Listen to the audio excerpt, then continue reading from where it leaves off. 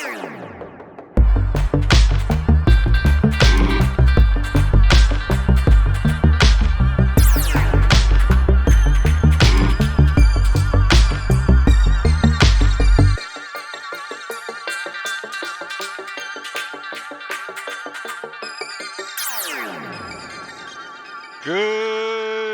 afternoon, everyone. Welcome to the Crypto Insider channel. I am the Crypto Insider, back with another cryptocurrency video for you today, which is April 18th, 2020. Before we jump into some of the price action in the news and the FUD and everything that's going on out there, I'd like to say that I am not a certified financial planner, registered investment advisor, tax accountant, stockbroker, fry cook, astronaut, motorcycle repairman, none of that stuff.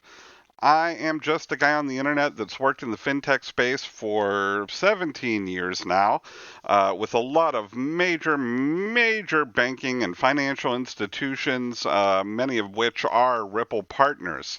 I do not work in the cross-border payment space, so I don't always get to see as much as I'd like, but I do get to see their roadmaps, their projections, and some of the things that they're driving at in some of their mission statements. Let's go ahead and jump into the live coin watch prices. If you've been watching the prices like I have, you're probably fairly pleased with any of the crypto positions you took. Some of our positions are way up, almost to the point where they've recovered from the March 12th panic sell. So let's look at Bitcoin dominance. It's dropped down to 64%. It's a number that's not really extremely important, but we watch it because once it drops so far, the charts will diverge. These weekly charts will diverge from Bitcoin, and these cryptos will start having to stand or fall on their own. Bitcoin right now with the dominance that high is sort of the rising tide that lifts all the boats or puts them back down. Market caps over that 200 billion mark that it was struggling with, up to 207 million or 207 billion rather. We're not a big proponent of market cap here. We don't look at it for much. It's an okay picture of the overall wealth, I guess, in the market, but it doesn't really serve as an extremely useful metric for your day-to-day trading, in my opinion. Some people differ with that, and we argue about it from time to time, but there's proponents on both sides of the fence with that one. Bitcoin going over that 7,000 mark, probably responsible for a lot of the positive action. You see the rest of the way down the charts. Everything in the top 10 has made significant gains. Ethereum up 7% in the 24-hour period. XRP not seeing the same amount of gains as everything else, but still up to 19.3 cents. It's something we're going to keep watching, and with these runs and pullbacks, you know, there's going to be down days, folks. XRP's been in a downtrend for a long time. We're waiting for the utility to kick in. We're waiting for the mass adoption to kick in. It's happening. It's slowly. It's not an overnight thing. There are so many XRP that there has to be a strong amount of volume. And there is a strong amount of volume in XRP trading. But we need that to increase even more than it is. I believe it's going to happen. I think XRP is a really safe bet. You can't look at the chart of XRP and be bullish, you know, looking at where we're at now. I think we're in a good position. We're still in a buying opportunity, if you ask me, you know, and I know we're all tired of buying opportunities with XRP. We actually want to see some returns. It's been several years, unless you're a trader, so you're somebody that's good at shorting the market, you've been able to pick up little bits here and there. But XRP is one it's down low enough so far. It's not one that I would like to trade, because I'm not really a trader in the sense of timing the markets and things like that. I'm more of a dollar cost averager, but looking for what I think are deals on the when we're on the descent. Some notable gainers. Tezos. We got a story about Tezos in the mix today, up 10.55% from yesterday to 232. There's some good news about Tezos, so we're going to talk about that. Link also kicking some butt, especially over the past week. Both of these tokens, both of these coins have performed exceedingly well. Um, they were good before the March 12th sell-off. They're still good. I stand behind these particular tokens. I like them. I have them in my position. Not as much as I would like, because with the fiat worries of what's going to happen with everybody's job, and if you've watched my membership video, now that the channel has memberships, you'll know that one big facet of my income was lodging. I do Airbnb rooms out of my home here in Austin, Texas, and that income's almost gone. So I have to plan a little more solidly before I just hop on over to the old Coinbase Majiggy and start buying. Um, Ethereum Classic, was that Ethereum Classic that was up 15%? The way this jumps around on me. No, I'm pretty sure I saw something was up 15%, but yeah, anything over 10 is kind of noticeable. Oh, this Digibyte coin up to 0.007 cents. I don't know anything about Digibyte or where you can buy it. Our HBAR position is only up 4.25%, but that's still interesting because we'd been holding at 0.032 for a long time, it seems. And I could go into the Coinalyze page for that. That's the page we'll go to next that shows us a bit more of a breakdown, but we're only going to do it for XRP. I can't do every coin every day, or we would never get through the price stuff into the stories. And some of you are only here for the stories, some of you are only here for the price stuff, and some of you are only here because my voice is super sexy and you just can't keep away. So over the past hour, it looks like we've seen a bit of a pullback. Still, we've managed to break that 19-cent mark with the rising tide of Bitcoin. We have a lot of overboughts down here. Nothing in the red in the oscillators. All this stuff changes quickly. So if we look at it, we did see 19.5 cents.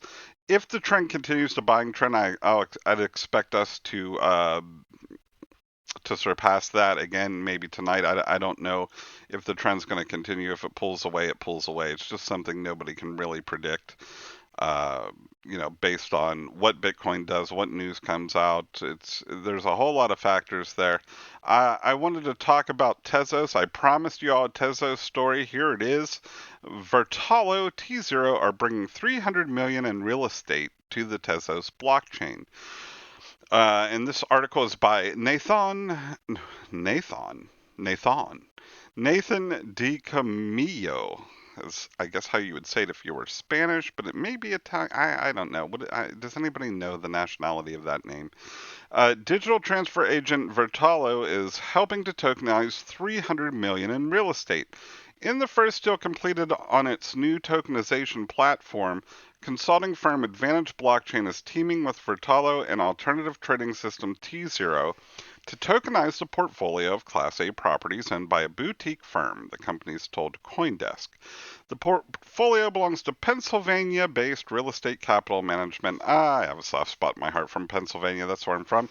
And Advantage plans to tokenize the portfolio in phases, starting with 90 million of office and hospitality real estate over the next 3 months. Said Alec Beckman, president of the consulting firm. So this is institutional buying that we're going to see with Tezos. Hopefully you guys got in at some, because I think we're going to see you can't pump 90 million or 300 million into the Tezos market and not see a rise in prices. The multi-firm partnership lays the groundwork for a steady stream of real estate tokenization projects for properties and real estate investment trusts. And apparently this is a thing that helps them with paperwork, right? Instead of the tedious certifications and titles that it takes in a traditional real estate deal, now they can just do it on a blockchain and they can transfer ownership quite easily. In the past, tokenizing real estate has been viewed as a way to make it easier to trade investments. Trading real estate normally requires finding a buyer and transferring paper certificates to a central office. If you own a building and your plan is to own it for 5 years and improve the value, the cost to buy and sell is expensive.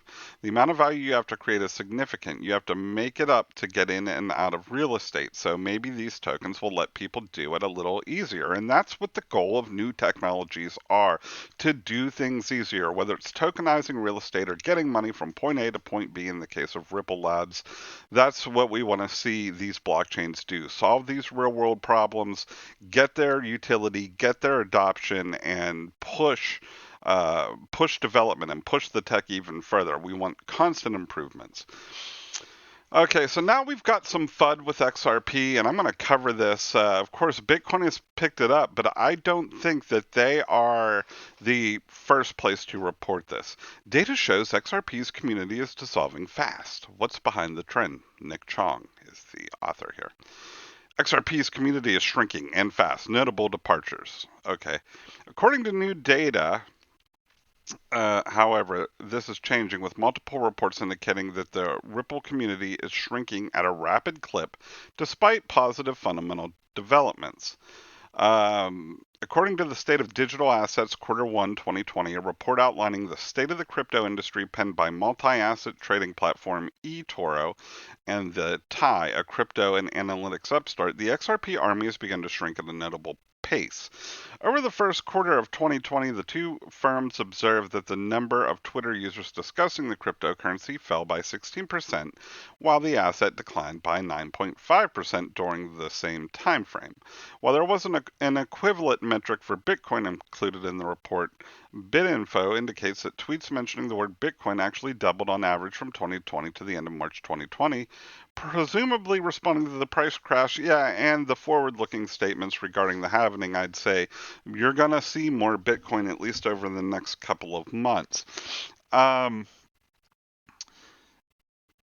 So to add to this, data shared by crypto trader Zytec indicated that the number of members in crypto-centric Telegram chat rooms has fallen off dramatically.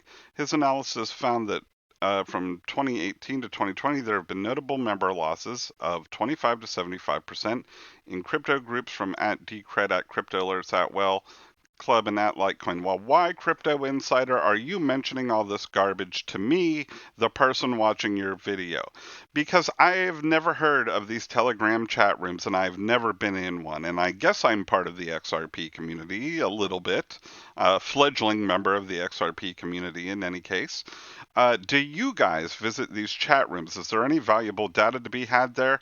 Let me know in the old comment section, and maybe I'll check out Telegram. But there's so many other sources out there. I'm much more likely to go to Leonidas's website, some of the other crypto Twitter folks. There isn't a single trend that is behind this trend. That's a bad statement. Nick Chong, come on. There isn't a single trend that is behind this trend. Or there likely isn't a single trend that is behind this trend. Wouldn't you say there likely isn't a single factor that is behind this trend? I don't know. It's your story. You do what you want, Nick, but I would not have put that sense out there. But there have been a number of prominent XRP proponents that have called it quits, potentially sparking bouts of capitulation. In October last year, Hodor, a blogger covering the cryptocurrency's every move that managed to garner 56,000 followers, called it quits, leaving their account and blogs to fade away. The account was largely deemed one of XRP's biggest driving forces on social media. And then there's Tiffany Hayden, who we covered before, that she has decided to sell all of her holdings, despite much of her Twitter follower flocking to her page for news and thoughts on the cryptocurrency. Yeah, and she had some problems that she'd pointed out to David Schwartz, and I believe he acknowledged some of them and wasn't all that worried about some of the other things that she thought may have been problems. And it seemed like she wanted Ripple to start to take some action based on some of her analysis, and that's really not the way companies work. She attributed this sudden decision to the fact that the XRP community was purportedly attacking her character after she revealed what she saw as flaws in the cryptocurrency's underlying network. And that's very important. Things that she saw. Now, I do believe she's a validator. I'm not going to say she's stupid or didn't know what she was talking about. Honestly, I don't know. I don't run a validator. But so far, it doesn't look like there's been any major hacks or anything regarding the, in conjunction with the flaws that she supposedly pointed out. And it looked like David Schwartz did acknowledge some of them and then kind of wrote off some of the other ones. So I'm guessing that David Schwartz knows more about the ledger than Tiffany Hayden, as much as she may think that she knows as the self-proclaimed CEO of XRP. And come on, if you're going to call yourself the self-proclaimed CEO of XRP, isn't that just, I mean, hopefully that's tongue-in-cheek and she's not really that arrogant. You know, I don't know her and I don't want to attack her. I don't know. Maybe she put out good info or had a good blog. If you followed her and you like the stuff she had to say, go ahead and put that in the comments too. I'll check it out. But she was not somebody in the crypto Twitter that I followed, and it's hard to follow everybody because there's just so many people, from the YouTubers to the people on Twitter to the bloggers. You know, you can really spend 24 hours a day just reading this stuff. Now, I told you that story to contrast it with this story, bitcoinmanager.com, btcmanager.com. I don't know who the author is. Oh, yes, I do. It's Aishwarya Tewari. Trading behemoth eToro recently published its latest quarterly report for cryptocurrencies titled The State of Digital Assets Q1 2020, which we mentioned in the other article. Interestingly, data from the report suggests that XRP is the most popular cryptocurrency among the platform's users base, as more than half of them hold Ripple Incorporated's digital token. eToro users are big on XRP. Talks about Ripple continuing to expand its business footprint. One more recent note, Bitcoin Manager informed its audience on April 16th how Ripple had inked a strategic partnership with Malaysian cross-border payment platform Money Match. The partnership essentially allows Ripple to expand the reach of RippleNet to more than 120 countries. So yeah, there's stories quoting the same report, the state of digital assets Q1 2020, using it for different purposes. You see Bitcoin's using, or Bitcoinist.com using it to sort of throw water on in combination with uh, their findings on the Telegram platform to say, the XRP community is shrinking. Maybe it is to some regards. You know, there's some people that have just been in it so long they've gotten tired of it. And that's perfectly valid. It's a human response. But one thing you're going to have to watch when you're doing any sort of crypto or any sort of investment stuff is getting emotional. So, when and it happens, this is how people make money off of fear. You know, it happens in any market, especially the traditional markets. When there is a big sell-off, everybody starts calling their investment people saying, "Hey, you got to get me out of these positions. The value's just shrinking away. I'm scared to lose everything I have." So they sell at a loss, and then the market comes back, and those people have basically just enriched people that were not afraid to buy their fear. And there's a whole psychological cycle that rules the markets, any market, a greed and fear cycle.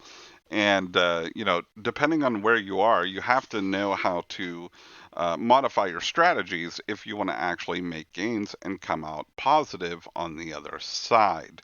But I just wanted to show these two contrasting stories using the same data point of that report and show you how easy it is for people to sort of put FUD. I think the first article is a little bit of FUD. People leave and go from all these crypto communities. They come and go as they please. There's people that, used to be Bitcoin maximalists that have come over to the XRP side. There's people that have been on the XRP side that have gone over to other coins like Monero and Privacy. I mean, you can find it if you want to look for it, but it's having done this only since, when did I start this channel? December or January? Having done this only for that long, I can see that there's a tendency in a lot of crypto media space to sort of needlessly bash XRP, and maybe that's me not being as objective as I can, but I don't see it with the other tokens so much when there's plenty of things to bash. I did see an article bashing Lightning the other day, and new problems coming up with Lightning, this sort of instant payment functionality they built on top of the Bitcoin blockchain to try to compete with Ripple. And I did see some bad news come out about that. And once in a while you'll see it, but it looks like Ripple and XRP get the lion's share of the bashings. And a lot of time when you start reading through the stories, there's inconsistencies and things that don't make sense. Don't necessarily let all the media sway you, but on the other hand, don't listen to all the fanboys and say everything's always wonderful all the time, and if you disagree, we're going to call your family names, which is what Tiffany Hayden experienced. I don't know. Listen to the people you like, and if something they say doesn't sound right, check it out for yourself. Do your own due diligence. So, a lot of these people in the YouTuber space, in the crypto space, in the Twitter world, probably should be out delivering pizzas instead of trying to put out crypto content.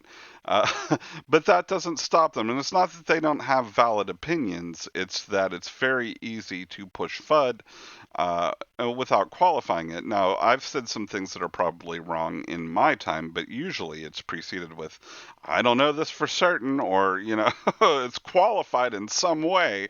I definitely don't want to put myself out there as some sort of expert on XRP or any other crypto. Let's get into the last phase of our video, the donations. If you're new to the channel, please like and subscribe. When you do, we will send a donation off to @GoodXRP. They're a charity aggregator. They take that donation, so if we send 10 XRP, they break it down, that 10, and send the chunks out to these 9 different charities. They're all good places: dog rescues, homes for veterans, clean water projects, tree planting services, St. Jude's, stuff all around the world that they're getting their mission complete. So far, we've sent a pretty substantial sum of XRP to @GoodXRP for our members. And we had, 10 members? So I think we sent off 5 XRP today. 5 XRP, that's enough to set off the subscriber harp too. Wow. Listen to it go. Listen to the shimmery goodness of the subscriber harp is what we like to see. Go ahead and check out the rest of the videos in the channel. I'll pop up some additional videos there. The music's playing. That means it's time to go. I thank you for watching, and I will see you on the next video. Thank you so much.